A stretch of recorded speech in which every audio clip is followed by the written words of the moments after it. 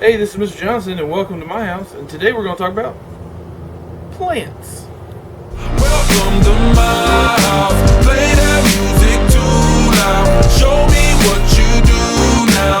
We don't have to go a while. Today at Welcome to My House, I'm going to bring a special guest with us today to help us plant plants in our raised beds that we made and filled in with dirt. And our special guest is Mrs. Johnson.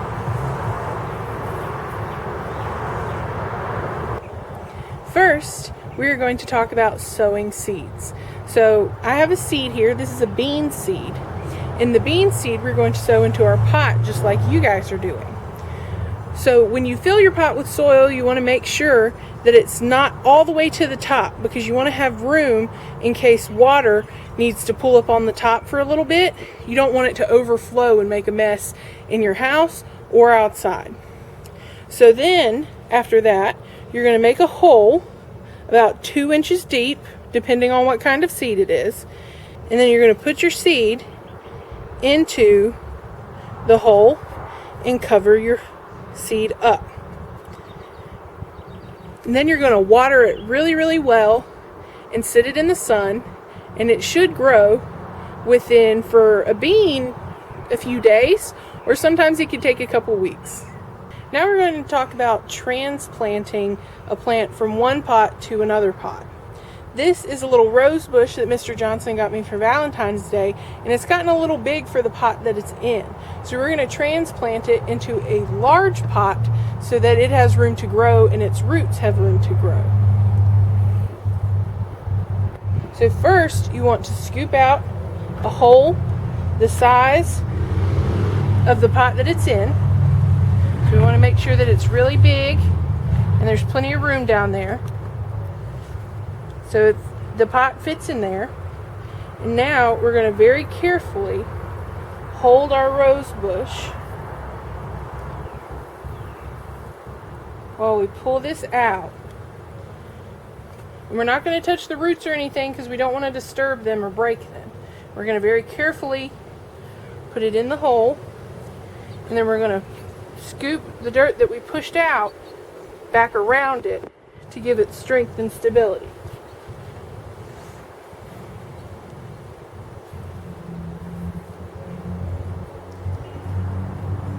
And now it should be able to grow much bigger and much healthier. Now we're going to talk about sowing seeds before the season starts. So since we have a raised bed outside, we usually can't plant seeds until about April. But if you want flowers or vegetables earlier than the late part of summer, you have to start your seeds inside. So I have these seed starter trays, and I have one that's full of flowers and one that's full of vegetables and a couple of flowers. And so I sow these into these little seed packs, and over the course of 4 to 6 weeks, I use a grow light inside, and they grow into these large seedlings that we can then plant outside when we're not worried about a frost. So now we're going to talk about planting our seedlings in our raised bed. So I already have one planted here, but what you're going to do is you're going to pick out where you want your seed, and that takes a lot of planning. I have a whole map for it, but you need to know how far apart your seeds can be. And in the case of our beans, because this is what a bean plant looks like when it's grown, it's 2 to 3 inches apart. So I'm going to go 2 to 3 inches away from the one I have planted. And I'm going to dig a hole just like when we transplanted our rose bush. I'm going to take one of our seedlings. I'm going to plant it and push the dirt in around the base to support it.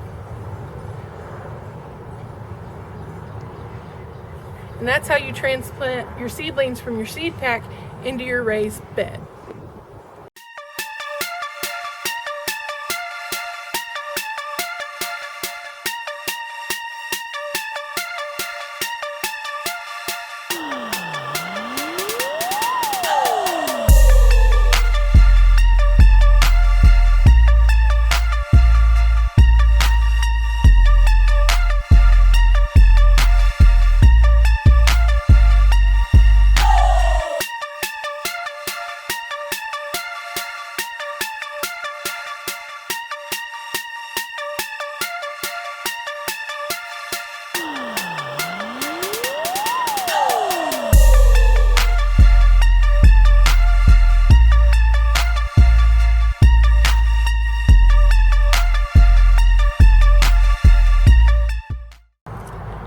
talk about how plants interact with each other.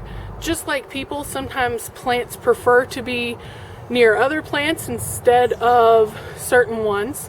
So for example, we planted potatoes in our garden, and because of the potatoes, which are really finicky, they only like being near certain flowers and other vegetables. So they like being near nasturtiums and marigolds. So we planted marigolds and nasturtiums near the potatoes. They also don't mind being near bush beans, but they don't like being near pole beans, which is what a lot of people plant. So we planted bush beans, and they don't mind being near things like spinach and cauliflower. So we're going to plant spinach over there as well, so that our potatoes stay happy. Caring for plants takes a lot of time and research. I did a lot of research on how far apart the plants could be, what plants interacted well or not well with other plants, and when they grow best. We live in certain zones where certain plants grow better than others, and a lot of different things factor into if your garden or your plant is successful. So you need to make sure you take the time to learn how long it will take your plant to grow, how far apart it needs to be from other plants, or whether it likes a lot of water or just a little bit, or the kind of heat that it can take. Some can take a lot of sunshine and some can't. So make sure that you really do some internet research or research on your specific plant to find out if you're taking care of your plant the best way you can. I hope you had a good time today at my house with Mrs. Johnson. I hope she taught you how to plant plants and take care of them. And I want to thank you all for coming to my house.